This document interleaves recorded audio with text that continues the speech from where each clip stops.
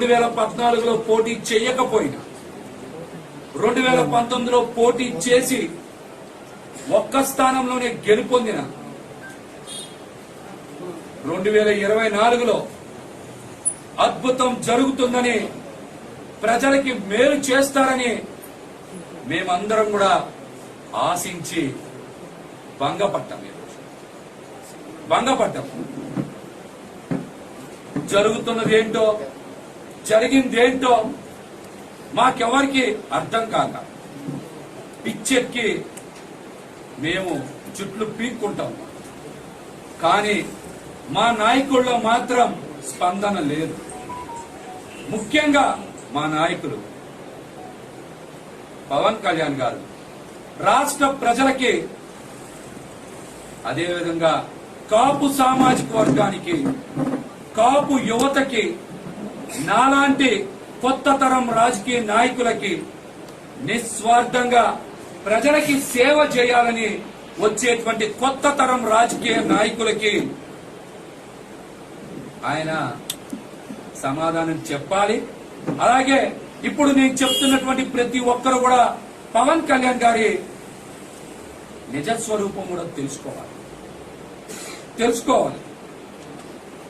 ఆయన ఆలోచనలు ఏ విధంగా ఉంటాయి అని ప్రతి ఒక్కరు కూడా అర్థం చేసుకోవాలి. రాజకీయాల్లోకి ఎవరైనా సేవ చేయాలని వస్తారు, పేరు ప్రతిష్టలు సంపాదించాలని వస్తారు, 10 కాలాల పాటు ప్రజల హృదయాల్లో ఉండాలనుకుంటారు. కానీ మా నాయకుడిని చూసిన తర్వాత మేడి పండు చూడ మేలిమై ఉండను, పొట్ట విప్పి చూడ పురుగులుండను. ఎవరైనా రాజకీయాల్లోకి వస్తే ప్రజల కోసం, భవిష్యత్తు కోసం మంచి చెయ్యాలని వస్తారు. కానీ మనం దేనికి వచ్చాం, ఎందుకు వచ్చాం, ఏం చెయ్యబోతా ఉన్నామని ఆయనకైనా అర్థమవుతుందో లేదో మాకైతే అర్థం కావు. మేము నిలువెల్లా ఒక పాషాణ హృదయంతో ప్రయాణం చేస్తున్నామని, స్వార్థపరులతో ప్రయాణం చేస్తున్నామని అర్థం అవల. ఇన్నాళ్ళు ఇటువంటి స్వార్థ రాజకీయ ప్రయోజనాల కోసం పనిచేసే వ్యక్తితో ప్రయాణం చేశామా అని మా మీద మాకే జాలి, దయతో పాటు అసహ్యం కూడా వేస్తున్నాయి. మా మీద మాకు అసహ్యం కూడా వేస్తున్నాయి.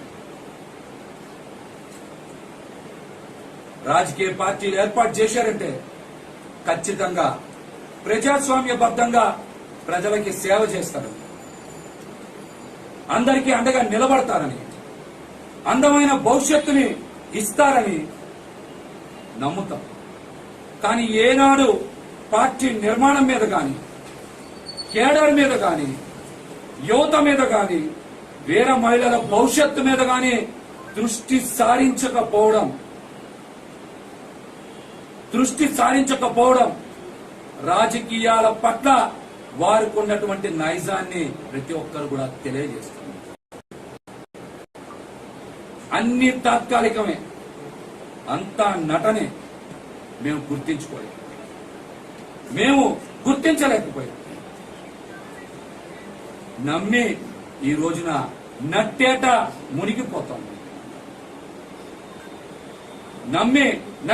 మునిగిపోయాం. ప్రజలు జనసేన పార్టీ నాయకుల కన్నా, జన సైనికుల కన్నా, వీర మహిళల కన్నా చాలా తెలివైన వాళ్ళు. మేమే అమాయకులం. మేము అనుకునేవాళ్ళం పవన్ కళ్యాణ్ గారి సిద్ధాంతాలు, భావజాలం ప్రజలు అర్థం చేసుకోవడంలో కాస్త వెనకబడ్డారేమో, మేమే వాళ్ళకి బాగా తెలియజేద్దాం అని అనేక సార్లు ప్రయత్నం చేసినా ప్రజల్ని నమ్మించలేకపోయాం. ప్రజలకి పవన్ కళ్యాణ్ గారి గురించి బాగా తెలుసు. అందుకనే 19లోనే మమ్మల్ని ఓడించారు. మా పార్టీ అధ్యక్షులు పవన్ కళ్యాణ్ గారిని కూడా 2 చోట్ల చిత్తు చేశారు. అంటే ప్రజలు తెలివైన వాళ్ళ పార్టీని నమ్మిన నాయకులు, వీర మహిళలు, సైనికులు తెలివైన వాళ్ళ? ముందు చూపు ఎవరికుంది? మేము ఎంత నమ్మకం కలిగించాలని ప్రజల్లో ప్రయత్నం చేసినా నమ్మకం రాలేదంటే వారికి చాలా దూరదృష్టి ఉంది. వారికి చాలా దూరదృష్టి ఉంది. ప్రతిసారి మాట్లాడే పవన్ కళ్యాణ్ గారు 25 కేజీల బియ్యం కాదు, 25 సంవత్సరాల భవిష్యత్తు కోసం పార్టీ అన్నారు కదా. పట్టుమని 25 సీట్లు కూడా ఎందుకు ఇవ్వలేకపోయారు? 25 రోజుల తర్వాత ఈ పార్టీ భవిష్యత్తు ఏంటి కనీసం మీరైనా చెప్పగలరా? పదే పదే చెప్పేవాళ్ళు కదా, ఎక్కడ పడితే అక్కడ. 25 కేజీల బియ్యం కాదు, 25 సంవత్సరాల భవిష్యత్తు నేను అందిస్తా అన్నారు. 25 రోజుల తర్వాత జనసేన పార్టీ భవిష్యత్తు ఏంటో మీరు చెప్పగలరా? చెప్పండి, చెప్పగలరా? మాకైతే చాలా స్పష్టంగా అర్థమవుతుంది. 21 సీట్లతో రాష్ట్ర ప్రజలకి, జనసేన పార్టీకి మీరేం భవిష్యత్తు ఇవ్వగలరు? ముందు దీని మీద సమాధానం చెప్పండి.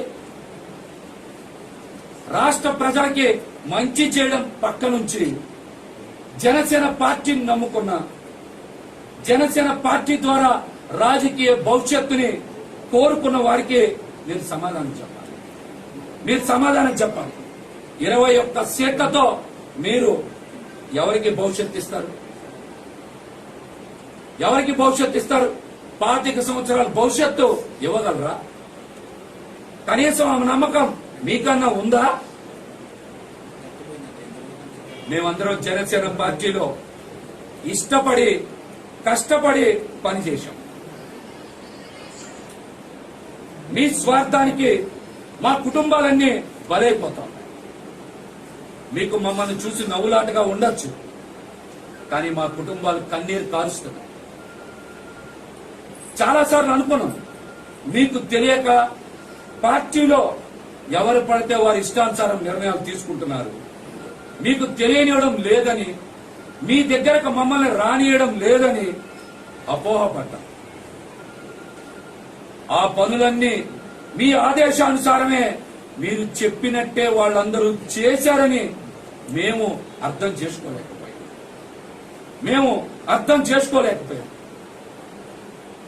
జనసేన పార్టీ ఇంకొక 20 సంవత్సరాలు కొనసాగుతుందనే నమ్మకం ఎవ్వరికీ లేదు.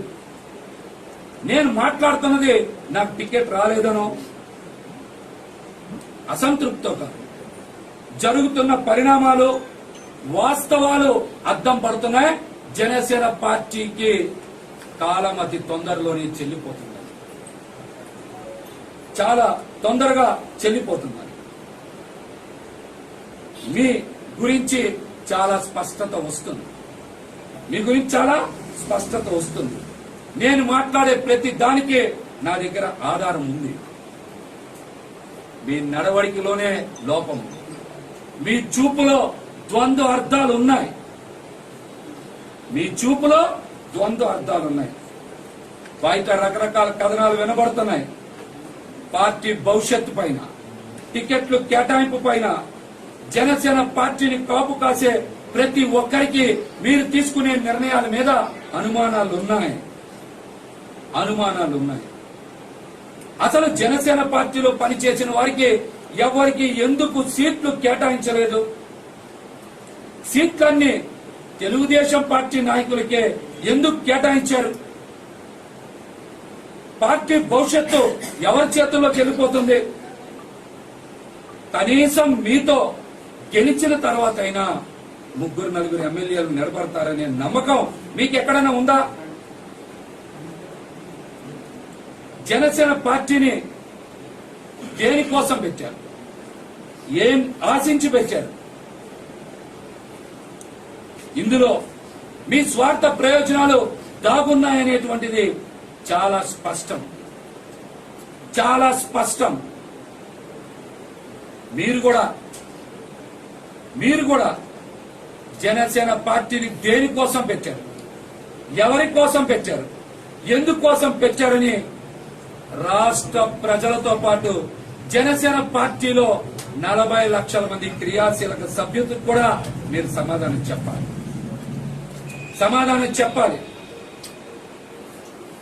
పార్టీ పెట్టింది రాష్ట్ర ప్రయోజనాల కోసం, ప్రజల ప్రయోజనాల కోసం కాదు, వ్యక్తిగత ప్రయోజనాలే చాలా ముఖ్యమని చాలా స్పష్టంగా తెలుస్తుంది. దీని మీద నా దగ్గర కొన్ని ఆధారాలు ఉన్నాయి. అవన్నీ కూడా బయట పెడతా.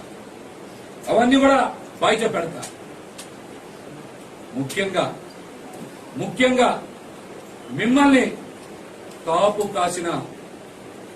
కాపు సామాజిక వర్గాన్ని మీరు ఫలిస్తాం. సార్, నేను మిమ్మల్ని రిక్వెస్ట్ చేస్తున్నా.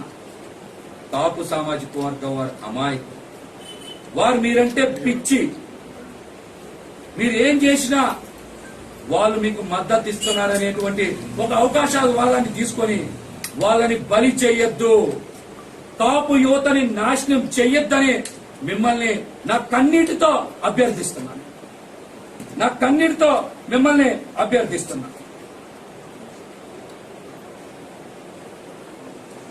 మీరు మా గొంతులు కోస్తుంటే నాకింకా నొప్పి తెలుస్తుంది. మీరింకా మా గొంతులు కొయ్యడం ఆపాలి.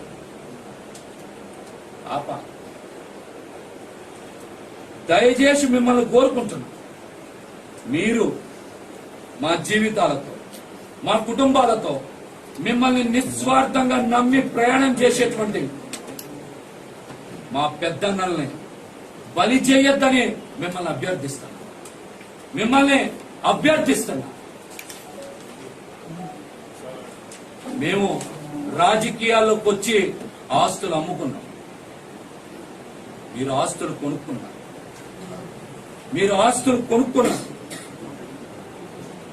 మా రక్త మాంసాలు, మా కన్నీటి కష్టాల పునాదుల మీద మీ అందమైన భవంతులు నిర్మించుకున్నారు. ఇది యథార్థం.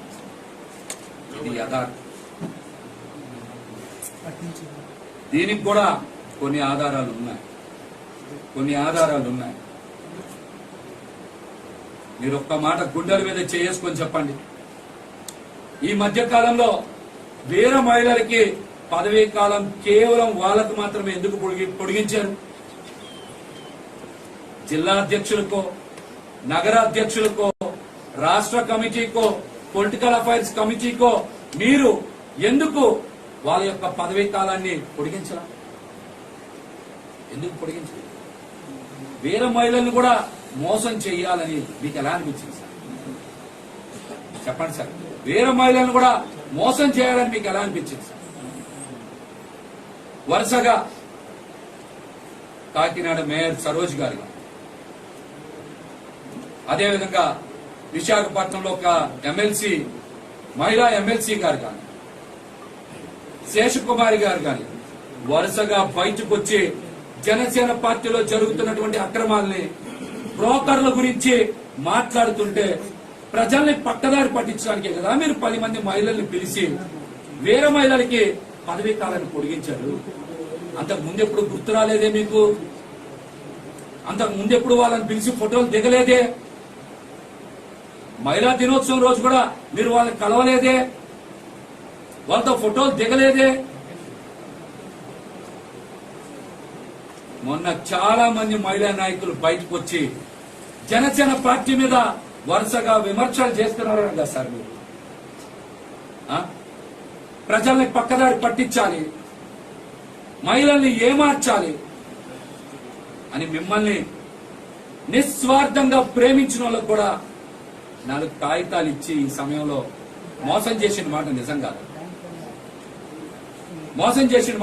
కాదా?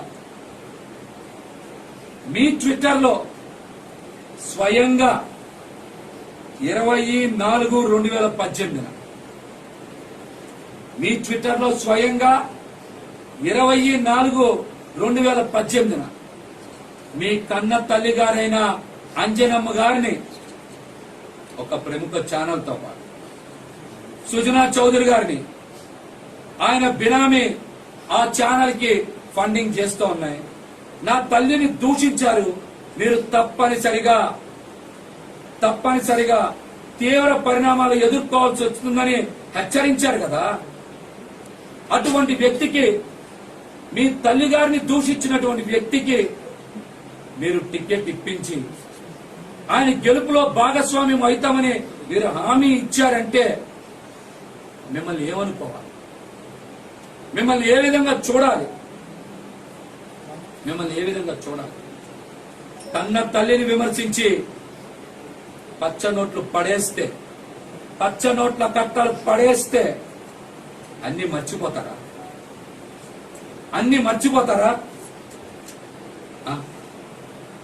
మీరు కూడా చెప్పుకోవాల్సి వస్తుంది దీనికి సమాధానం. ఈ అంశానికి కూడా మీరు సమాధానం చెప్పుకోవాల్సి వస్తుంది.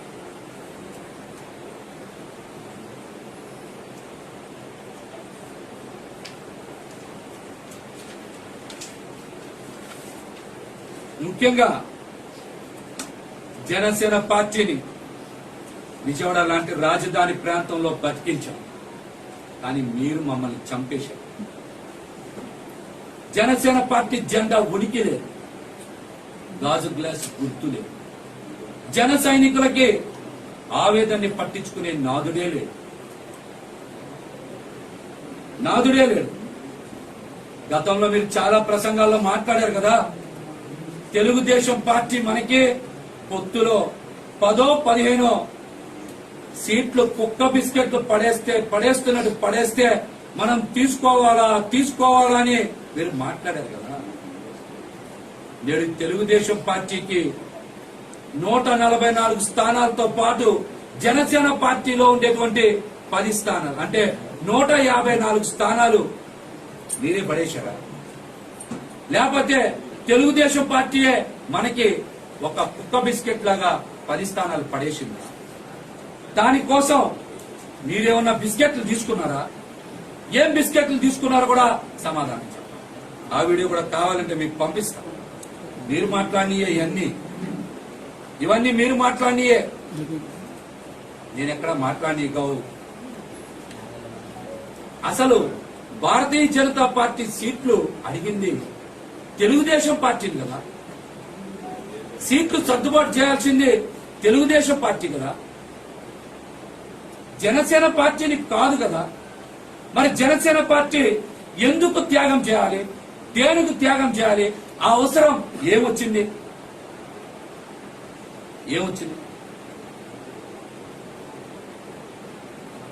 సమాధానం చెప్పండి. దీన్ని నేను ఒక్కనే త్యాగం చేస్తే సరిపోతుందా? 21 సీట్లు 22 తీసుకుంటే పొత్తు ధర్మం పాటించినట్ట? 22 సీట్లు 24 సీట్లు తీసుకుంటే పొత్తు ధర్మం ఏమన్నా చెడిపోద్దా? 7 సీట్లను భారతీయ జనతా పార్టీ 10 తీసుకోవచ్చు. 4-5 ఎంపీ స్థానాలంటే 6-7 ఎంపీ స్థానాలు తీసుకోవచ్చు. జనసేన పార్టీ మాత్రమే 3 అంటే 2కు పడాలి, 24 అంటే 21. పొత్తు ధర్మం తెలుగుదేశం పార్టీకి భారతీయ జనతా పార్టీకి లేదా? ఒక్క జనసేన పార్టీకి, పవన్ కళ్యాణ్ గారికి, జనసేన నాయకులకే నా పొత్తు ధర్మం అంటే దానికి కూడా ఒక కట్టుకథ చెప్పారే. పొత్తు కుదిరిస్తేనంట ఆ నష్టాలు ఎలాగుంటాయంట మాకు తెలియదు. ఎవరన్నా పొత్తు కుదిరిస్తే ఎవరన్నా పని చేస్తే ఫలితం పొందుతారు, ఎక్కువ సీట్లు తీసుకుంటారు, ఎక్కువ స్థానాలు కోరుకుంటారు పొత్తు కుదుర్చినందుకు. మనమేంటి పొత్తు కుదుర్చి రివర్స్ మాటలు మాట్లాడుతున్నాం? ఇది ఎక్కడి న్యాయం? ఇది ఎక్కడ ధర్మం? ప్రకృతిలో ఎక్కడైనా అలా జరుగుద్దా? దాని పేరు త్యాగం అంటారా? అంటే పార్టీ భవిష్యత్తు మీద మీకు దృష్టి లేదా?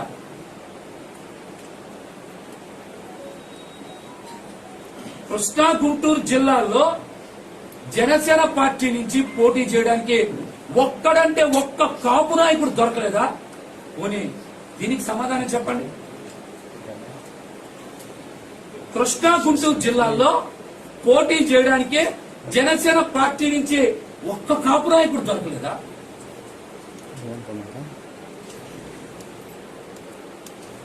చెప్పమనండి దేనికి? అన్ని పార్టీలు విధేయతకి పట్టం కడితే జనసేన పార్టీకి విధేయతగా ఉంటే మా రాజకీయ భవిష్యత్తు అనే తలలు నరికేస్తారా?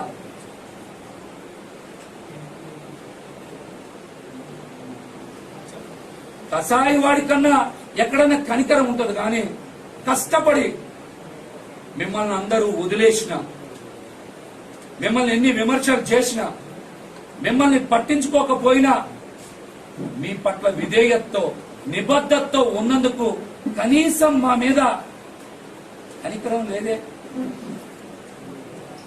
మమ్మల్ని పరామర్శించాలని కనీసం అనిపించలేదే. మమ్మల్ని అంటే నన్ను ఒక్కడిని కాదు, చాలా మంది నాయకులు మీ మనసు ఇంత పాషాణ హృదయంలా ఉంటుందని ఎవరన్నా ఊహిస్తాం?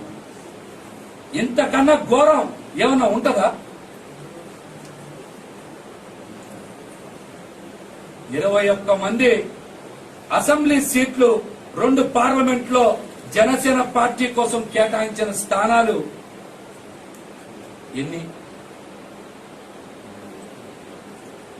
7, 8 జనసేన పార్టీ 21లో ఒక పార్లమెంట్.